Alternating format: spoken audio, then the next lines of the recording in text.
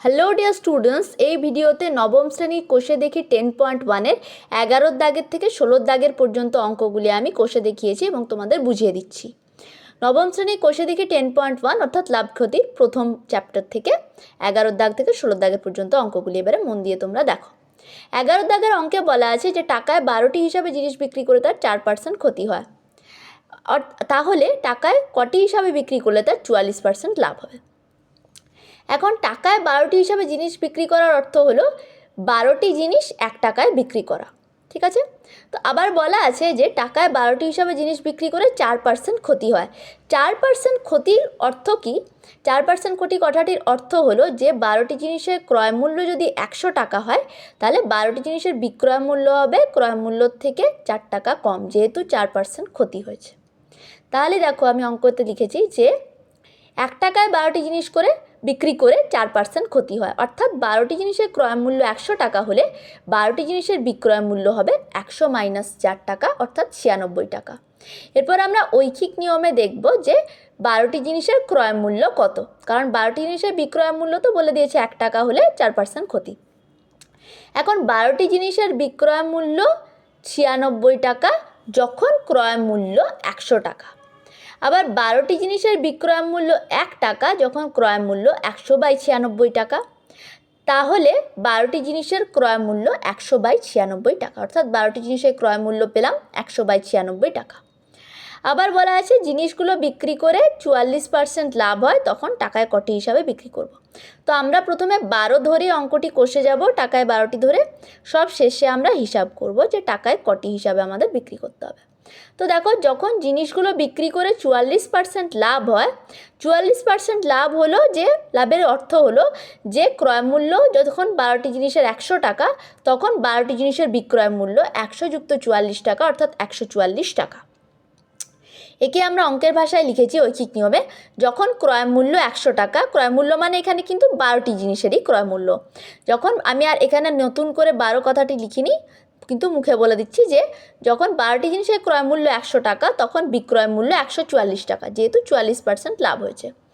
যখন ক্রয় মূল্য 1 টাকা, অর্থাৎ 12টি জিনিসের ক্রয় মূল্য 1 টাকা, তখন বিক্রয় মূল্য 144/100 টাকা। তাহলে যখন 12টি জিনিসের ক্রয় মূল্য 100/96 টাকা, তখন বিক্রয় মূল্য কত? তখন 12টি জিনিসের বিক্রয় মূল্য 144/100 গুণিত 100/96 টাকা। এই 100-র সাথে এই 100 ওপর নিচে কাটাকুটি হয়ে যাবে।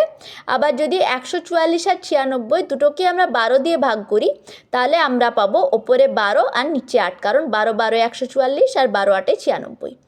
আবারও 12 মানে 4 3 12 আর 8 মানে 4 2 8। আবারও আমরা লব আর হর দুটোকে যদি 4 দিয়ে ভাগ করি, অবশেষে আমরা পাবো 3 2 টাকা। অর্থাৎ যখন 44% লাভ, তখন 12টি জিনিসের মোট বিক্রয় মূল্য 3 2 টাকা। অতএব 12টি জিনিসের বিক্রয় মূল্য 3 2 টাকা, অর্থাৎ 3 2 টাকায় বিক্রি হয় 12টি জিনিস, অর্থাৎ 1 টাকায় বিক্রি হবে 12 ভাজিত 3 2টি জিনিস।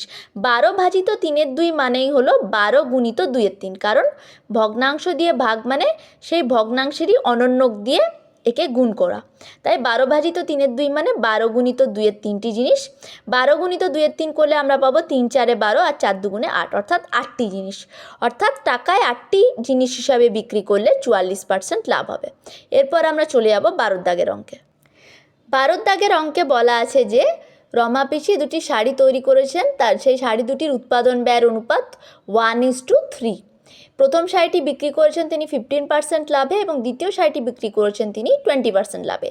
তার দুটি শাড়ির দরুন মোট লাভ 262.50 টাকা হলে শাড়ি দুটির প্রতিটির উৎপাদন ব্যয় কত? যেহেতু বলা আছে শাড়ি দুটির উৎপাদন ব্যয় 1:3 অনুপাতে আছে, আমি প্রথমেই ধরে নিচ্ছি যে শাড়ি দুটির উৎপাদন ব্যয় x টাকা এবং 3x টাকা। প্রয়োজন পড়লে তোমরা ইচ্ছামতো এক্সের পরিবর্তে অন্য যে কোনো সংখ্যাকে চলরাশি হিসাবে ধরতে পারো। এ থেকে জেড পর্যন্ত যে কোনো ছোটো হাঁসের সংখ্যা দিয়ে আমরা চলরাশিকে প্রকাশ করতে পারি, কিন্তু বেশিরভাগই তোমাদের দেখেছি এক্স দিয়ে প্রকাশ করতেই স্বচ্ছন্দ বোধ করো, সেই জন্য আমি এক্স ধরে অঙ্কটি কষেছি। তো ধরি শাড়ি দুটির উৎপাদন ব্যয় যথাক্রমে x টাকা এবং 3x টাকা। এখন প্রথম শাড়িটি রমা পিসি 15% লাভে বিক্রি করেন।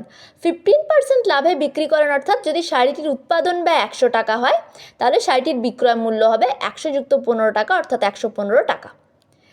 ঐকিক নিয়মের হিসাবে দেখি, শাড়িটির উৎপাদন ব্যয় যদি 1 টাকা হয় তাহলে বিক্রয় মূল্য হবে 115/100 টাকা। শাড়িটির উৎপাদন ব্যয় যদি x টাকা হয় তাহলে বিক্রয় মূল্য হবে x গুণিত 115/100 টাকা, অর্থাৎ 115x/100 টাকা। অর্থাৎ যে প্রথম শাড়িটির বিক্রয় মূল্য 115x/100 টাকা। আবার দ্বিতীয় শাড়িটি রমা পিসি 20% লাভে বিক্রি করেন। 20% লাভে বিক্রি করার অর্থ হলো শাড়িটির উৎপাদন ব্যয় যদি 100 টাকা হয় তাহলে বিক্রয় মূল্য হবে 100 যুক্ত 20 টাকা, অর্থাৎ 120 টাকা। আবার ঐকিক নিয়মের হিসাবে কোষে পাই, শাড়িটির উৎপাদন ব্যয় যদি 1 টাকা হয় তাহলে বিক্রয় মূল্য 120/100 টাকা, এবং শাড়িটির উৎপাদন ব্যয় যখন 3x টাকা তখন বিক্রয় মূল্য 3x গুণিত 120/100 টাকা। এখন 3x গুণিত 120 যদি করি, তার মানে 120-র সঙ্গে 3-এর গুণ, এক্সট্রা পাশে যেমনকার তেমনি বসবে। 120-কে 3 দিয়ে গুণ করা মানে 360, অর্থাৎ 360x/100 টাকা। তো আমরা কি পেলাম যে প্রথম শাড়িটির বিক্রয় মূল্য 115x/100 টাকা, দ্বিতীয় শাড়িটির বিক্রয় মূল্য 360x/100 টাকা। তাহলে প্রথম শাড়িটির জন্য রমা পিসির লাভ হয় আমরা কিভাবে পাবো? প্রথম শাড়িটির বিক্রয় মূল্য বিযুক্ত প্রথম শাড়িটির উৎপাদন ব্যয়। এক্ষেত্রে আমাদের ক্রয় মূল্য নেই, যেহেতু শাড়িটি তিনি উৎপাদন করেছেন অর্থাৎ তৈরি করেছেন, যার যেটি উৎপাদন ব্যয় সেটি এখানে ক্রয় মূল্যের কাজ করছে, তাই এই অঙ্কের নতুন করে কোনো ক্রয় মূল্য নেই। তো আমরা বিক্রয় মূল্য থেকে উৎপাদন ব্যয় বিয়োগ করলেই লাভটা পেয়ে যাব। প্রথম শাড়ির উৎপাদন ব্যয় হচ্ছে x টাকা এবং বিক্রয় মূল্য হচ্ছে 115x/100। তাহলে 115x/100 মাইনাস x করলেই আমরা পাবো প্রথম শাড়িটির জন্য রমা পিসির লাভ। এক্সের নিচে কিছু নেই মানে একে আমরা x/1 হিসাবে ভগ্নাংশ আকারে লিখতে পারি। 1 আর 100-র লসাগু 1, তাই আমার বিয়োগফলের হরে থাকবে 100। 100-কে 1 দিয়ে যদি ভাগ করো তাহলে পাবো 100। 100 গুণিত x মানে 100x, অর্থাৎ 115x মাইনাস 100x/100 টাকা। 115x থেকে যদি 100x বিয়োগ করো তাহলে পড়ে থাকবে 15x/100 টাকা, অর্থাৎ প্রথম শাড়িটির জন্য রমা পিসির লাভ 15x/100 টাকা। আবার দ্বিতীয় শাড়িটির জন্য রমা পিসির লাভ হয় কত? দ্বিতীয় শাড়ির বিক্রয় মূল্য হচ্ছে 360x/100 টাকা এবং দ্বিতীয় শাড়িটির উৎপাদন ব্যয় হচ্ছে 3x টাকা। তাহলে দ্বিতীয় শাড়িটির জন্য রমা পিসির লাভ হচ্ছে 360x/100 মাইনাস 3x টাকা। এক্ষেত্রেও একইভাবে 3x মানে 3x/1 আছে, অর্থাৎ 100 আর 1-এর যদি লসাগু করি আমরা পেতাম 100। আমার ভগ্নাংশের বিয়োগফলের ভগ্নাংশের হরে থাকবে 100, লবে থাকবে 100-কে যদি 1 দিয়ে ভাগ করি পাবো 100। 100 গুণিত মাইনাস 3x মানে মাইনাস 300x, অর্থাৎ 360x মাইনাস 300x/100 টাকা, অর্থাৎ 60x/100 টাকা। তাহলে দুটি শাড়ির দরুন তার মোট লাভ কত? 15x/100 যুক্ত 60x/100 টাকা। শর্তানুসারে কি বলা আছে যে দুটি শাড়ি বিক্রি করে তার মোট লাভ হয়েছে 262.50 টাকা। তাহলে আমরা লিখতে পারি যে শর্তানুসারে 15x/100 প্লাস 60x/100 সমানই 262.50। যেহেতু 15x/100 আর 60x/100 দুটোরই হরে 100 আছে, তাই আমাদের যোগ করতে খুব সুবিধা হবে, তাই জন্য আমি আর ভগ্নাংশগুলিকে ছোট করার কোনো চেষ্টা করিনি কাটাকুটি করে। তো দেখো 15x প্লাস 60x/100 পরের লাইনে আমি লিখেছি সমানই 262.50। 15x প্লাস 60x মানে হচ্ছে 15x-এর 60x-এর সঙ্গে যোগ করলে আমরা পাবো 75x। তো 75x/100 সমানই 262.50 বা 75x সমান 262.50 গুণিত 100, কারণ 100টি এখানে ভাগ ছিল, সমানের এদিকে গেলে 100টি গুণ হবে, আর 100 দিয়ে যদি আমি 262.50-কে গুণ করি এর দশমিকটি উঠে যাবে। তো পরের লাইনে সেই জন্য দশমিকটা উঠিয়ে আমি লিখেছি যে 75x সমানই 26250 বা x সমান 26250 ডিভাইডেড বাই 75, কারণ এখানে 75x-এর সাথে গুণ আছে, সমানের এই দিকে গেলে এটি ভাগ হবে। তো 75 দিয়ে যদি আমি 26250-কে ভাগ করি আমি পাবো 350, রাফে কষে দেখিয়েছি। তাহলে প্রথম শাড়িটির উৎপাদন ব্যয় 350 টাকা, যেহেতু x সমান বেরিয়েছে 350, এবং দ্বিতীয় শাড়িটির উৎপাদন ব্যয় 3x মানে 3 গুণিত 350 টাকা, অর্থাৎ 1050 টাকা। এরপর আমরা চলে যাব 13 দাগের অঙ্কে। 13 দাগের অঙ্কে বলা আছে তিনি 2 টাকায় 15টি হিসাবে কিছু লজেন্স কিনেছেন এবং তিনি সেই লজেন্সের অর্ধেক টাকায় 5টি দরে বিক্রি করেছেন এবং বাকি অর্ধেক টাকায় 10টি দরে বিক্রি করেছেন। তার শতকরা মোট কত লাভ হয়েছে? প্রথমেই ধরি তিনি 2 টাকায় 15টি হিসাবে এক্সটি লজেন্স কিনেছেন। তাহলে 2 টাকায় 15 হিসাবে এক্সটি লজেন্স মানে 15টি লজেন্সের ক্রয় মূল্য 2 টাকা হলে একটি লজেন্সের ক্রয় মূল্য হবে 2/15 টাকা। তাহলে এক্সটি লজেন্সের ক্রয় মূল্য হবে একটি লজেন্সের যা ক্রয় মূল্য তার সঙ্গে এক্স গুণ করব। একটি লজেন্সের ক্রয় মূল্য 2/15 টাকা, তাহলে এক্সটি লজেন্সের ক্রয় মূল্য 2/15 গুণিত এক্স টাকা অর্থাৎ 2x/15 টাকা। এরপর বলা আছে তিনি অর্ধেক লজেন্স টাকায় 5টি দরে বিক্রি করেন। অর্ধেক লজেন্স অর্থাৎ এক্সের অর্ধেক মানে x/2টি লজেন্স তিনি টাকায় 5টি দরে বিক্রি করেন। টাকায় 5টি মানে 5টি 1 টাকা হিসাবে তিনি বিক্রি করেছেন। এখন 5টি লজেন্সের বিক্রয় মূল্য যদি 1 টাকা হয় তাহলে একটি লজেন্সের বিক্রয় মূল্য 1/5 টাকা। তাহলে x/2টি লজেন্সের বিক্রয় মূল্য হবে x/2 গুণিত 1/5 টাকা। ভগ্নাংশের গুণটা তো যদি ভুলে গিয়ে থাকো মনে করিয়ে দিই, x গুণিত 1 মানে ভগ্নাংশের লবের সঙ্গে আমি লবকে গুণ করব এবং তার নিচে আমি ভগ্নাংশের হরের সঙ্গে হরকে গুণ করব, এটাই হবে গুণফল। তো গুণফলে x গুণিত 1 মানে x আর তলায় পাবো ডিভাইডেড বাই 2 গুণিত 5 মানে 10, মানে x/2টি লজেন্সের বিক্রয় মূল্য x/10 টাকা।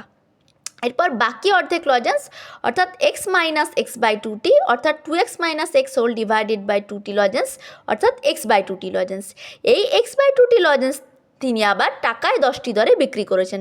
টাকায় 10টি দরে বিক্রি করেছেন অর্থাৎ 10টি লজেন্সের বিক্রয় মূল্য 1 টাকা, তাহলে একটি লজেন্সের বিক্রয় মূল্য 1/10 টাকা। তাহলে x/2টি লজেন্সের বিক্রয় মূল্য হবে x/2 গুণিত 1/10 টাকা। আবারও এক্সের সঙ্গে 1-এর গুণ করে লবে পাবো আর 2-এর সঙ্গে 10-এর গুণ করে হরে পাবো। তো আমার লব বাই হর হচ্ছে x/20 টাকা, অর্থাৎ x/2টি লজেন্সের বিক্রয় মূল্য x/20 টাকা। তার মোট লাভ আমরা কিভাবে পাবো? তার লজেন্সের মোট বিক্রয় মূল্যকে থেকে ক্রয় মূল্যটা বিয়োগ দিয়ে। তার লজেন্সের বিক্রয় মূল্য হচ্ছে মোট x/20 প্লাস x/10 মাইনাস তার ক্রয় মূল্য হচ্ছে 2x/15 টাকা, অর্থাৎ x/20 plus x/10 minus 2x/15 টাকা তার লাভ। এখন 20, 10 আর 15 যদি লসাগু করো পাবে 60, ভগ্নাংশের হরে থাকবে 60, 60 দিয়ে যদি 20কে ভাগ করো পাবে 3, 3 গুণিত x মানে 3x, 10 দিয়ে যদি 60কে ভাগ করো তাহলে পাবে 6, অর্থাৎ 6 গুণিত x মানে 6x, আর 15 দিয়ে যদি 60কে ভাগ করো তাহলে পাবে 4, 4 গুণিত 2x মাইনাস 2x মানে minus 8x, 3x plus 6x সমান 9x আর 9x মাইনাস 8x/60 টাকা। 9x থেকে 8x যদি 8x বিয়োগ করলে পাবো x/60 টাকা, অর্থাৎ তার লাভ হয়েছে x/60 টাকা। তাহলে তার শতকরা লাভ হয়েছে কত? তার লাভ ডিভাইডেড বাই তার ক্রয় মূল্য গুণিত 100, তার লাভ হয়েছে x/60 ডিভাইডেড বাই তার ক্রয় মূল্য হচ্ছে 2x/15 গুণিত 100%, অর্থাৎ x/60 গুণিত 15/2x গুণিত 100। কারণ যখন আমরা ভগ্নাংশের ভাগ করি তার মানে ভগ্নাংশের অনন্যক দিয়ে একে গুণ করব। তো x এ কাটা চলে যাবে আর এদিকে আমরা পাবো 15 4 60, তাহলে আমরা পাবো আর এদিকে 100 আছে, 4 25 100। তো কাটাকুটিটা আমি রাফে করে দেখিয়েছি বক্স কেটে, না বুঝতে পারলে কমেন্ট সেকশনে জানিও। আমরা পাবো 25/2% তার শতকরা লাভ। 25/2 মানে 25কে যদি 2 দিয়ে ভাগ করো পাবে 12.1% বা 12.5%, অর্থাৎ তার লজেন্স বিক্রি করে শতকরা লাভ 12.1% বা 12.5%।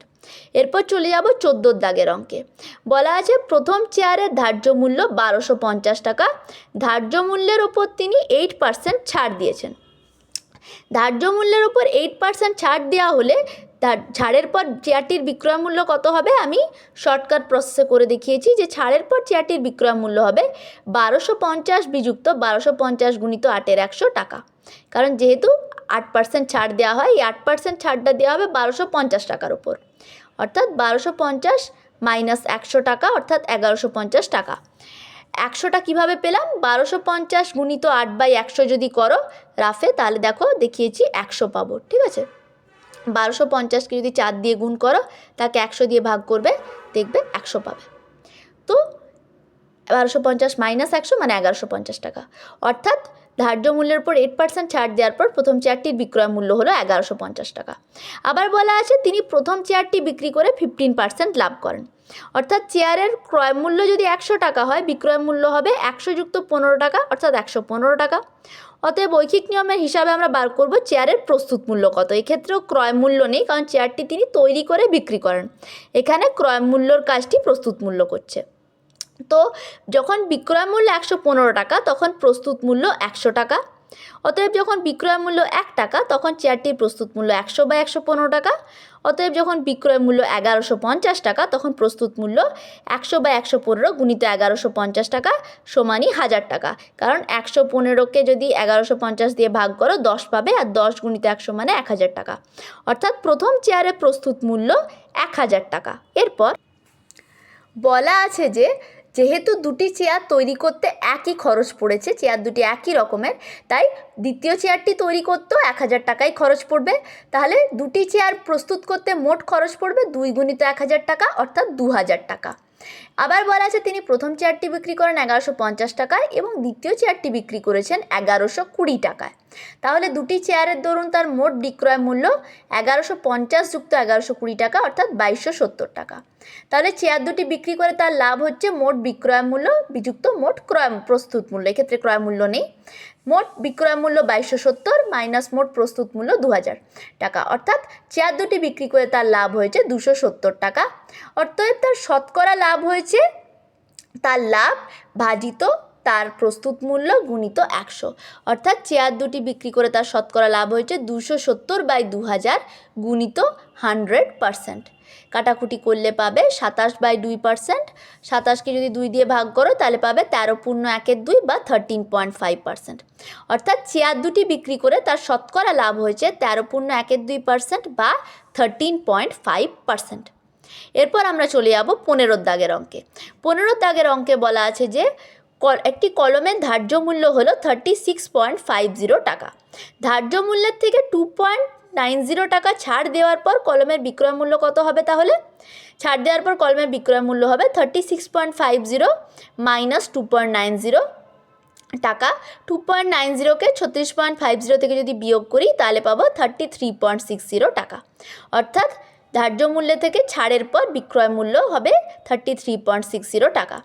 আবার বলা আছে তিনি এই 33.60 টাকায় কলমটি বিক্রি করে 12% লাভ করেন। 12% লাভ করেন মানে যদি কলমটির ক্রয় মূল্য 100 টাকা হয় তাহলে বিক্রয় মূল্য 100 যুক্ত 12 অর্থাৎ 112 টাকা। তাহলে ঐকিক নিয়মে আমরা দেখি যে কলমের ক্রয় মূল্য কত। 112 টাকা বিক্রয় মূল্য হলে ক্রয় মূল্য 100 টাকা। 1 টাকা বিক্রয় মূল্য হলে ক্রয় মূল্য 100/112 টাকা। 33.60 টাকা বিক্রয় মূল্য হলে ক্রয় মূল্য 100/112 গুণিত 33.60 টাকা। 33.60কে যদি 100 দিয়ে গুণ করো এর দশমিকটি উঠে যাবে, হয়ে যাবে 3360। এই 3360কে যদি 112 দিয়ে গুণ করো পাবে 30। তাহলে কলমের ক্রয় মূল্য হচ্ছে 30 টাকা। আবার বলা আছে এই একই ধরনের আরেকটি কলম তিনি 34.50 টাকায় বিক্রি করেন। একই ধরনের আরেকটি কলম মানে সেই কলমটিরও ক্রয় মূল্য হবে 30 টাকা। তাহলে যে কলমটির ক্রয় মূল্য 30 টাকা তা 34.50 টাকায় বিক্রি করে তার লাভ হয়েছে কত? 34.50 মাইনাস 30 টাকা অর্থাৎ 4.50 টাকা। অর্থাৎ দ্বিতীয় কলমটি বিক্রি করে তার শতকরা লাভ হয়েছে কত? তার লাভ ভাজিত তার ক্রয় মূল্য গুণিত 100, অর্থাৎ 4.50 ডিভাইডেড বাই 30 গুণিত 100%। 4.50কে যদি 100 দিয়ে গুণ করো এর দশমিকটি উঠে যাবে, হয়ে যাবে 450/30। 450/30কে ওপর নিচে শূন্যগুলি কাটাকুটি করলে পড়ে থাকবে 45/3, আর 3 দিয়ে 45কে ভাগ করলে পাবে 15, অর্থাৎ দ্বিতীয় কলমটিতে তার শতকরা লাভ হয়েছে 15% বা 15%। এরপর চলে আসি 16 দাগের অঙ্কে, এই ভিডিওর শেষ অঙ্কে। 16 দাগের অঙ্কে বলা হয়েছে যে 2000 কপি বই ছাপতে খরচ হয়েছে, নানা খাতে খরচ মিলিয়ে মোট খরচ হয়েছে 8000 টাকা। কারণ তিনটে খরচকে আমি যোগ করেছি, 3875 যুক্ত 3315 যুক্ত 810 টাকা সমান 8000 টাকা। তাহলে 2000 কপি বই ছাপতে যদি মোট 8000 টাকা খরচ হয় তাহলে একটি বই ছাপতে খরচ হবে 8000 ভাজিত 2000 টাকা অর্থাৎ 8000 ডিভাইডেড বাই 2000 টাকা অর্থাৎ 4 টাকা। অর্থাৎ একটি বই ছাপতে তার খরচ হচ্ছে 4 টাকা। এরপর বলা আছে বই বিক্রি করে তার লাভ হচ্ছে 20%।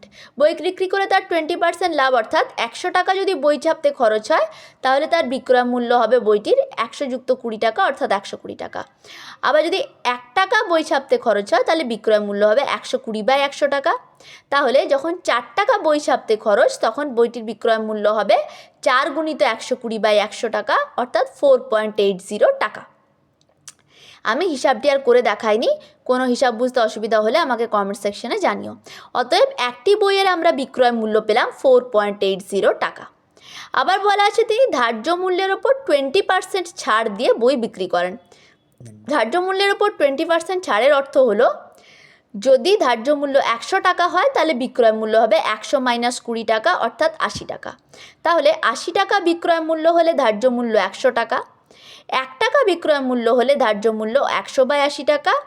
অতএব যখন 4.80 টাকা বিক্রয় মূল্য তখন ধার্য মূল্য 4.80 গুণিত 100/80 টাকা অর্থাৎ 480/80 টাকা। কারণ 4.80কে যদি 100 দিয়ে গুণ করি 4.80 দশমিকটা উঠে গিয়ে হয়ে যাবে 480, আর 480/80 মানে হচ্ছে 480 আর 80 0 বাদ চলে যাবে, পড়ে থাকবে 48/8 টাকা।